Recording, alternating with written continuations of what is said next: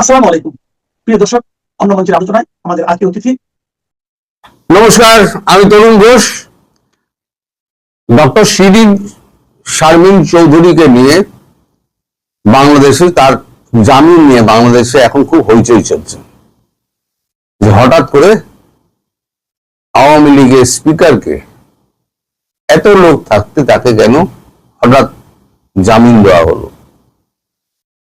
তাহলে কি একটা বিকল্প আওয়ামী লীগ গঠন ফটনের চেষ্টা ফেষ্টা হচ্ছে? এই নিয়ে প্রচুর লেখালেখি এবং কথাবার্তাও চলছে। একটু আপনাদের পূর্বের কথা মনে করিয়ে দিই। খলিলুর রহমান যখন আমাদের ভারতবর্ষে এসেছিলেন এবং জয়শঙ্করের সঙ্গে যখন দেখা হয়েছিল, তারপরে আমি একটা কপি করেছিলাম ভিডিও, তার টাইটেল করেছিলাম চাপের রাজনীতি খেলতে গিয়ে। কি একটা লিখেছেন, চাপের রাজনীতি খেলতে খালি হাতে ফিরতে হলো খলিলুর রহমানকে। জয়শঙ্করজি আমার ভিডিওর সঙ্গে আপনারা মিলিয়ে দেখবেন, আমি আজকে যা বলছি সেদিনকে যা বলেছিলাম সেটা মিল আছে কিনা। জয়শঙ্করজি কথাটা শুরুই করেছিলেন এটা দিয়ে যে আওয়ামী লীগের স্পিকার শিরিন শারমিন চৌধুরীকে অ্যারেস্ট করে আপনারা পরিষ্কার বুঝিয়ে দিয়েছেন আওয়ামী লীগ সম্পর্কে তারেক রহমানের মন্ত্রিসভার মানে এর মনোভাবটা কি। সেখানে আপনাদের আমরা বিশ্বাস করব কি করে? শেখ হাসিনার কথা তো ছেড়েই দিন। এখন তিনি দেশে ফিরে নানান ভুলভাল কথা বলছেন। উনি বলছেন যে আমি গিয়ে প্রথমে বলেছি যে গঙ্গা চুক্তি যদি রূপায়ণ না হয় তাহলে ভারতবর্ষের সঙ্গে বাংলাদেশের স্বাভাবিক সম্পর্ক গড়ে তোলা যাবে না।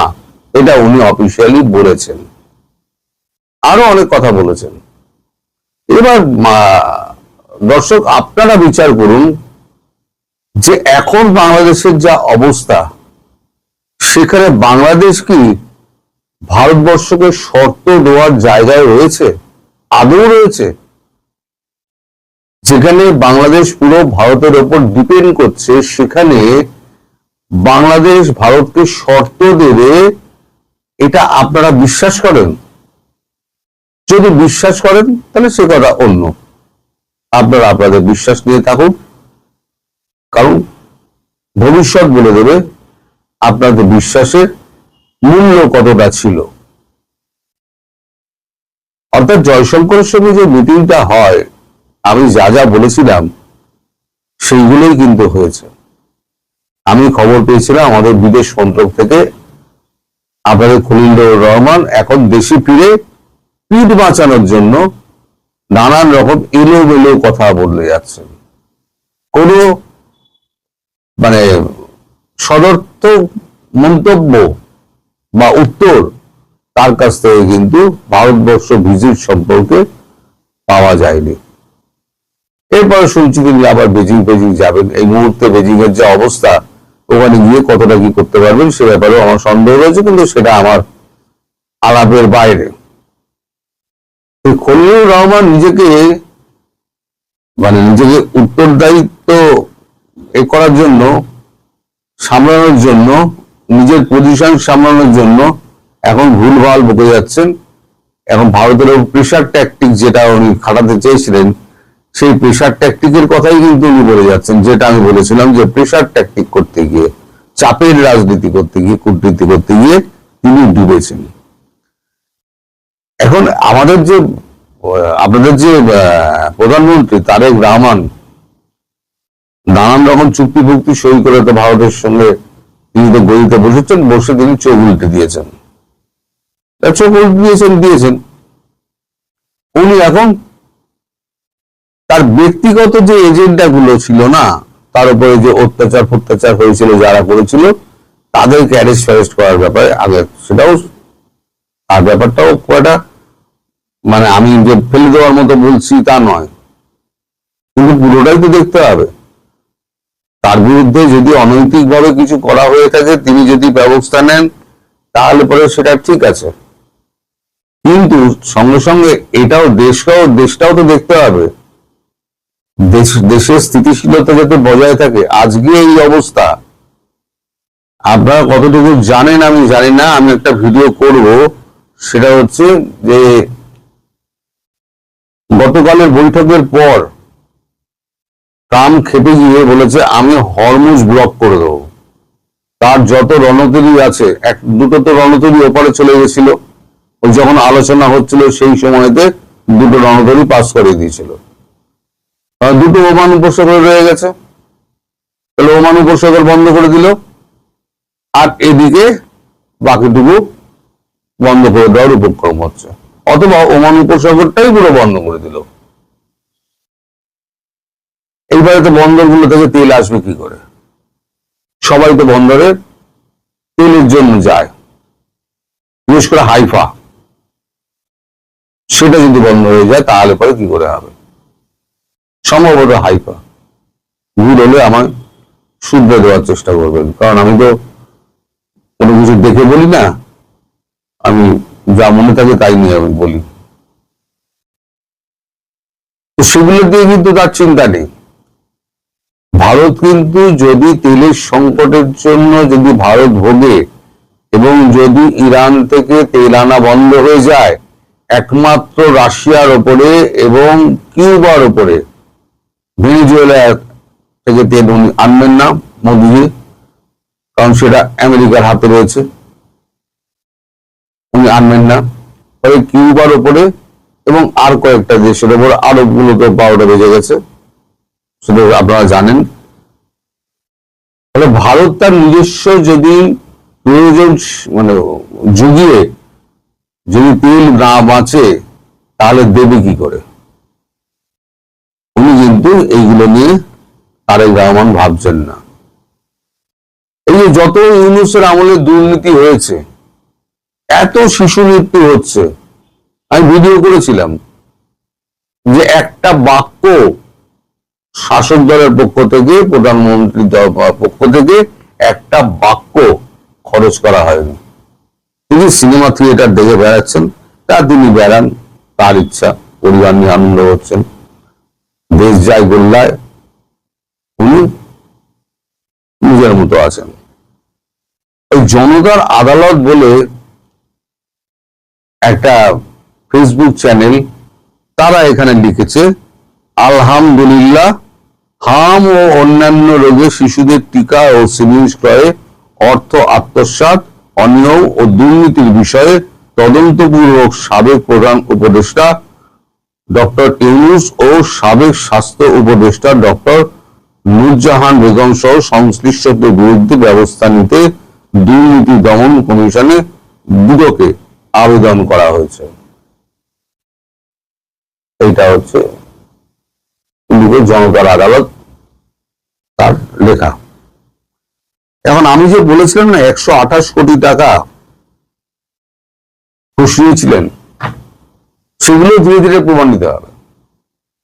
আমি তো আগে বলে দিই, তো পরে প্রমাণিত হবে 128 কোটি টাকা তিনি কোন জায়গা থেকে দুর্নীতি করেছিলেন, মানে কোন কোম্পানিকে টাকা খেয়ে, বাংলাদেশের কোন কোম্পানিকে তিনি এই ভামের টিকা সাপ্লাই করার জন্য দিয়ে দিয়েছিলেন, অর্ডারটা দিয়েছিলেন। যথাসময় সে টিকা দিতে পারেনি। আমি এও বলেছিলাম যদি আপনারা যদি এটাকে মিথ্যে খবর প্রমাণ করতে পারেন, আমার বিরুদ্ধে মামলা করবেন, অথবা আমার বিরুদ্ধে বাংলাদেশের ভারতের হাই কমিশনে গিয়ে আমার বিরুদ্ধে অভিযোগ করতে পারেন, অথবা ইন্ডিয়া গভর্নমেন্টকে আপনারা জানাতে পারেন। আমার হাতে তথ্য প্রমাণ আছে, এবং পরবর্তীকালে বেশি ব্যবহার করলে সে কোন কোম্পানি, সেই কোম্পানির নাম আমি বলে দেবো, সেটাও বলেছিলাম। এগুলোর দিকে তার নজর নেই। আওয়ামী লীগের ফেরার ব্যাপারে তিনি যে কাটামুন্ডু তখন মেরে নিয়েছিলেন, কাটামুন্ডু কিন্তু এখন আর মানে হারও নাড়েরা, ফিরেও থাকে না, মুন্ডু পুরো ঘুরে গেছে। তো ভালো কথা। তবে যে কথাগুলো উঠছে যে শিরিন শারমিনকে সামনে রেখে রিফাইন্ড আওয়ামী লীগ তৈরি করা হবে, সেটা সম্ভব নয়। কারণ শিরিন শারমিন রাজি হবেন না। তিনি আপামর একজন আওয়ামী লীগ প্রেমী এবং শুরু থেকে তিনি দলের সঙ্গেই যুক্ত, এবং আমি এটা খোঁজ খবর নিয়েই আপনাদের বলছি, তিনি কোনো দিন এই প্রস্তাব মানবেন না।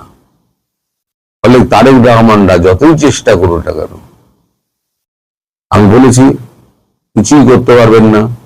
শুধু শুধু আপনাদের সময় নষ্ট হচ্ছে, আর ভারতের সঙ্গে প্রেশার ট্যাকটিক করতে গিয়ে আপনি আপনার দেশকে বিপদে ফেলছেন। এই মুহূর্তে ভারতবর্ষ ছাড়া বাংলাদেশের কোনো গতি নেই, এটা আমি আগেও বলেছি, এখনো বলছি। আপনারা যতই গালাগাল করুন, এটাই হচ্ছে ধ্রুব সত্য। সূর্য যেমন ওঠে অস্ত যায়, সেটা যেমন সত্য, এটাও সত্য। আপনাদের বলেছিলাম না ভিসা, এখন ট্রাভেল ভিসা দেওয়া হবে না, দেওয়া হচ্ছে না। আমাদেরকে বলে, আমাদের হাই কমিশনার বলেছিলেন, আমি সেটাই কন্ট্রাডিক্ট করে বলেছিলাম যে উনি বললেন কি করে, কারণ আমি জানি তো দেওয়া হবে না।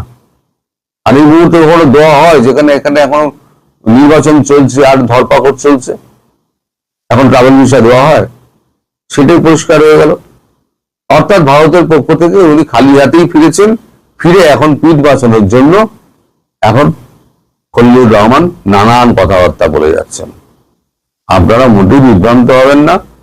আওয়ামী লীগের ব্যাপারে ভারতবর্ষ তার অবস্থানে স্টিক করে রয়েছে, এবং আওয়ামী লীগকে না ফেরালে তারেক রহমানের গদি থাকবে না, এবং সেটা খুব তাড়াতাড়ি যা হবার হবে, আমি দিনক্ষণ বলতে পারবো না।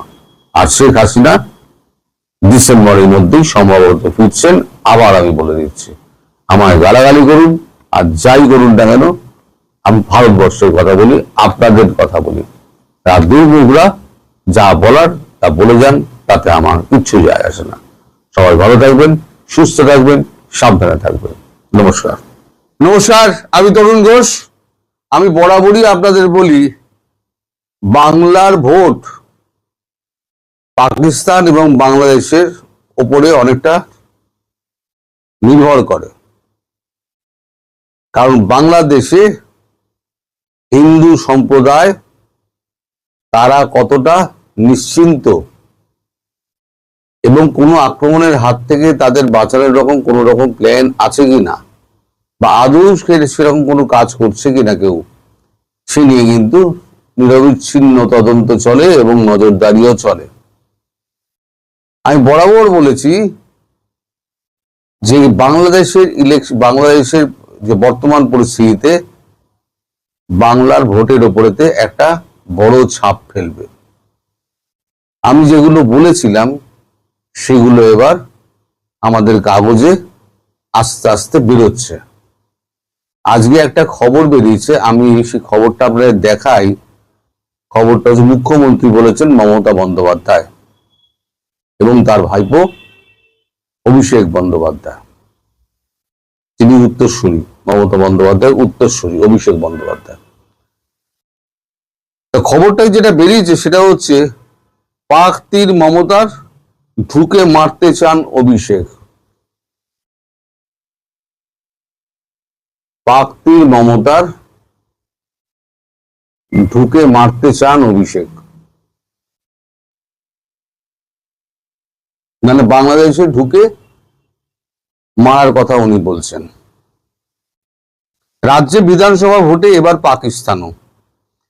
এদেশের ভোট যুদ্ধে বিরল নয়, তবে একাধিক রাজ্যের মতো পশ্চিমবঙ্গের ভোটেও প্রতিপক্ষ হিসেবে প্রথমবার পাকিস্তানকে সামনে রেখে পারস্পরিক তরজা শুরু হলো দুই প্রধান প্রতিদ্বন্দ্বী তৃণমূল কংগ্রেস এবং বিজেপি। পাকিস্তান সম্পর্কে কঠোর মনোভাব নিতে কে এগিয়ে সোমবার নির্বাচনের প্রচারে তারই প্রমাণ দিল দুপক্ষ। পাকিস্তানের প্রতিরক্ষা মন্ত্রী খাজা আসিফের একটি হুমকির পরিপ্রেক্ষিতে কেন্দ্রীয় সরকারের নীরবতার অভিযোগ তুলেছেন মুখ্যমন্ত্রী মমতা বন্দ্যোপাধ্যায়। আরো এক পা এগিয়ে পাক মন্ত্রীকে ঘরে ঢুকে মেরে আসতে চান বলে দাবি করেছেন তৃণমূলের সর্বভারতীয় সাধারণ সম্পাদক অভিষেক বন্দ্যোপাধ্যায়। পাকিস্তানের বিরুদ্ধে ভারত নতুন ধরনের পরিকল্পনা করছে বলে দাবি করেছে সে দেশের প্রতিরক্ষা মন্ত্রী খাজা আসিফ। তিনি বলেন, ভারত ফের সাজানো হামলা ছক করছে, তাতে ভারতীয়দের পাশাপাশি ভারতের জেলে বন্দি পাকিস্তানিদের ব্যবহার করা হতে পারে। এই মিথ্যে এবং সাজানো অভিযানের প্রসঙ্গে হুঁশিয়ারি দিয়েছেন খোয়াজা আসিফ, কলকাতাকে টেনেছেন। একই সূত্রে তার দাবি, এরপর কলকাতা পর্যন্ত হামলা চালাবে পাকিস্তান। এই সংবাদই রাজ্যের প্রচারে অস্ত্র করে সোমবার নদিয়ার নাকাশিপাড়ায় ভোটের সভায় মমতা বন্দ্যোপাধ্যায় বলেন, পাকিস্তানের প্রতিরক্ষা মন্ত্রী কলকাতাকে হুমকি দিলেনও কেন প্রধানমন্ত্রী চুপ?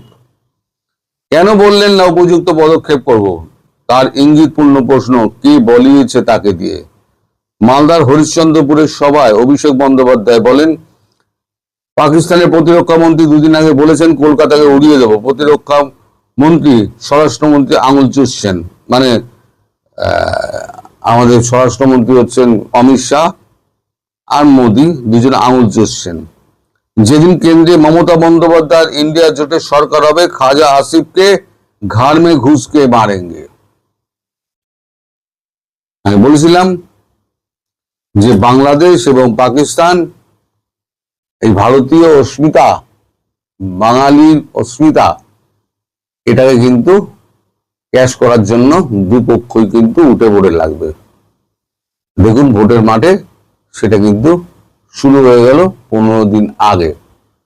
23 তারিখ প্রথম দফার ভোট এবং 29 তারিখ দ্বিতীয় দফার ভোট। 23 তারিখ হচ্ছে পুরো উত্তরবঙ্গ এবং 29 তারিখ হচ্ছে পুরো দক্ষিণবঙ্গ। 4 তারিখে ফল ঘোষণা। এখন দুপক্ষ কেউ কারো জমি ছাড়বে না। সামনে পাওয়া গেছে একটা পাকিস্তান মডেল এবং যেখানে কলকাতা জড়িয়ে আছে। এই যে আমি গতকালকে যে কপিটা করলাম, তারপরে বহু লোকের সঙ্গে কথা বলেছি যে হঠাৎ ওইখানে এই সমস্ত গাড়ি ফাড়ি কেন, সাজোয়া গাড়ি ফাড়ি কেন? কথাবার্তা বলে মোটামুটি 3টে সম্ভাবনার কথা বোঝা গেল। এক হচ্ছে বিজেপি যদি জেতে, মানে ভোটের কথা বলছে, কি হবে কেউ বলতে পারে না, কারণ আমাদের দেশে ভোট সম্পর্কে যে যা বলে সব তার উল্টো হয়। যদি বিজেপি জেতে, তাহলে এই যে প্রায় 90 লক্ষ বাদ গেছে ভোটার লিস্ট থেকে, আশঙ্কা করা হচ্ছে এই 90 লক্ষ হচ্ছে বাংলাদেশি যারা পরিচয়পত্র দেখাতে পারেনি। এদেরকে সব বিতরণ করবে। এই যে ডেমোগ্রাফি যেটা চেঞ্জ করা হয়েছে 90 লক্ষকে দিয়ে, এই ডেমোগ্রাফিকে পাল্টে দেওয়ার চেষ্টা করা হবে। আর যদি হারে, সেক্ষেত্রে ওই যে আমি বলেছিলাম দিনাজপুর থেকে আরম্ভ করে দক্ষিণ 24 পরগনা, উত্তর 24 পরগনা সমস্ত এলাকাটা একেবারে আপনার কেন্দ্র সরকারের আন্ডারে চলে যাবে। আমি কিন্তু বলেছিলাম, আপনাদের স্মরণ করে দেখুন, আমি বলেছিলাম সেটা হবে। আর তৃতীয় একটা আশঙ্কার জায়গা থেকে একটা তৈরি হয়ে রাখার হলো, যদি পাকিস্তান কোনো ফলস ফ্ল্যাগ অপারেশন করতে চায়, তাহলে দ্রুততম সময়ের মধ্যে পৌঁছে ঢাকা সহ কুমিল্লা দিয়ে ঢুকে ওদিকে আপনার, এটা তো দিয়েছে শুধু মানে আপনার উত্তরবঙ্গের দিকে, উত্তরবঙ্গ আসামের দিকে ছবিটা দিয়েছে, বিহারের কিষানগঞ্জের দিকে ছবিটা তো দেয়নি, ওখানেও কিন্তু পড়ে রয়েছে এরকম প্রচুর। বিহারে তো এখন ইলেকশন নেই, তাহলে ওখানে কেন গাড়ি গেছে? এখানে নয় ইলেকশন আছে, আসামে ইলেকশন রয়েছে, আমাদের এতে ইলেকশন, পশ্চিমবঙ্গে ইলেকশন রয়েছে, ইলেকশনে গন্ডগোল হতে পারে, ধরে নিলাম, তাও সন্ত্রাসবাদী দমন করার মতো এরকম গাড়ি এই প্রথমবার ব্যবহার করা হচ্ছে, যখন বলা হচ্ছে এটা নাম দেওয়া হচ্ছে কেন, ইলেকশনে গুন্ডামি প্রিভেন্ট করার জন্য। এর আগেও অনেক ইলেকশন হয়েছে, কখনো হয়নি। তো 3টে সম্ভাবনার কথা আমি আপনাদেরকে বললাম বিভিন্ন লোকের সঙ্গে কথা বলে। যদি মমতা বন্দ্যোপাধ্যায় জেতেন, তাহলে এটা কেন্দ্র সরকারের আন্ডারে চলে যাবে, আর ওই অঞ্চলটা পুরোটা।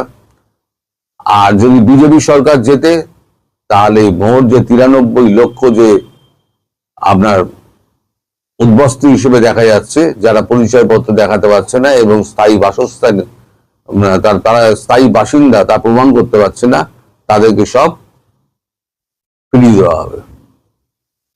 আর যদি এই দুটোর বাইরে একটা আছে, যদি পাকিস্তান যদি কোনো ফলস ফ্ল্যাগ অপারেশন করতে চায়, তাহলে পরে সেটার সদুত্তর দেওয়া। এবং কোনটা সঠিক কোনটা বেঠিক আমি জানি না, সময় একে বলে দেবে যে কে ঠিক কে ভুল, মানে কার আশঙ্কা ঠিক কার আশঙ্কা ভুল। এবং সত্যি সত্যি ওই গাড়িগুলো, কমব্যাট ফোর্সের গাড়িগুলো সত্যি সত্যি মানে ওখানে পাঠানো হয়েছিল কি উদ্দেশ্যে? এই গাড়িগুলো হচ্ছে আমেরিকান যে হামবি রয়েছে না, আমেরিকান হামবির মতো পুরো মজবুত, একেবারে নানান রকম অস্ত্র ফস্ত্র একদম ঠাসা পুরো। এগুলো হচ্ছে কি বন বাদার ডিঙে, কাশ্মীরে ছিল, বন বাদার ডিঙে হুড় করে ভেঙে সব বেরিয়ে যাবে। সামনের দিকে কাঁটা দেওয়া আছে, কাটতে কাটতে যায়, গাছপালা কাটতে কাটতে যায়। তো টাটা কোম্পানি এই গাড়িগুলো তৈরি করে, সব করা বুলেট প্রুফ, গ্রেনেড মারলেও কিছু হবে না, ছোটখাটো মিসাইল মারলেও কিছু হবে না, বড় মিসাইল মারলে সেটা আলাদা কথা। তো এগুলো কেন রাখা হচ্ছে এই যে মানে এই অবস্থার মধ্যে, সেটা একটা কিন্তু বড় প্রশ্ন, যেটার উত্তর পাওয়া যাবে খুব তাড়াতাড়ি, খুব তাড়াতাড়ি। ওই 3টে কারণের একটা কারণ হলেও হতে পারে। সবাই ভালো থাকবেন, সুস্থ থাকবেন, সাবধানে থাকবেন। নমস্কার।